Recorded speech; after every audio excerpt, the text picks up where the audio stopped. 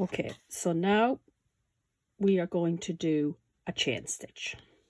So we'll make our slip knot. So you can check out the previous video for making a slip knot. And so that's that done. So when we're doing a chain stitch, we're also learning how to hold the yarn. So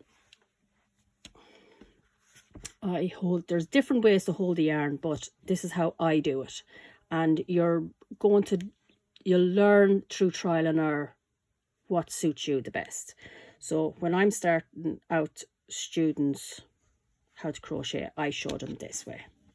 So I put the yarn over my little finger, under the middle two fingers, and over the first finger. Then turn hand around, and with the middle finger and the thumb is where I hold the stitch. So I have my chain stitch and I'm just kind of pinching it just underneath the crochet hook. My first finger sort of stays up in the air because it acts like a bridge holding up the yarn, so I can easily get it. Then, and your slip stitch on your hook has to be kind of, not too tight, because if it's too tight, if you have a death grip on it, it's going to make it harder to do your stitches. And then if it's too loose, your stitches are going to be really baggy and messy. But the more you practice, the easier it will get. So to hold the yarn, you're going over your little finger, under your middle two, and over your first finger. We turn our hand around and we pinch our stitch just underneath the hook. So it's just here. And this gives us, it'll make it more easier to work with, like more stable. So now, to make our first chain stitch, you're going to just grab the yarn from the front with the hook. So you're just going to hook it like that.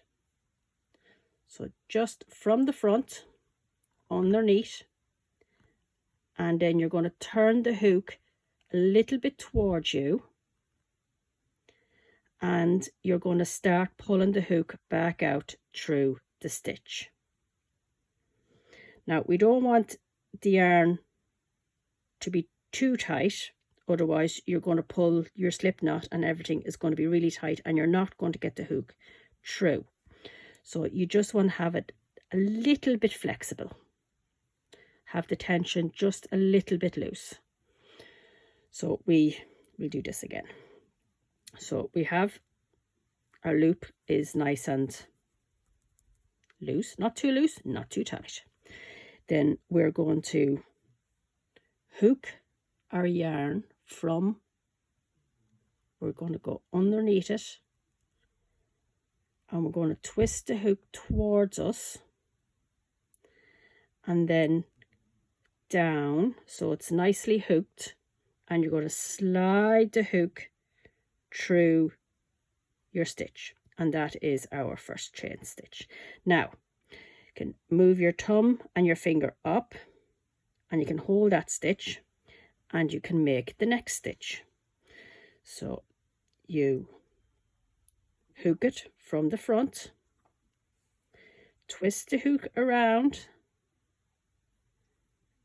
and it will slide through the stitch. Now you don't need to be making lots of fancy movements and moving this hand. You just need to move the hook. So we'll just hold our stitch just here.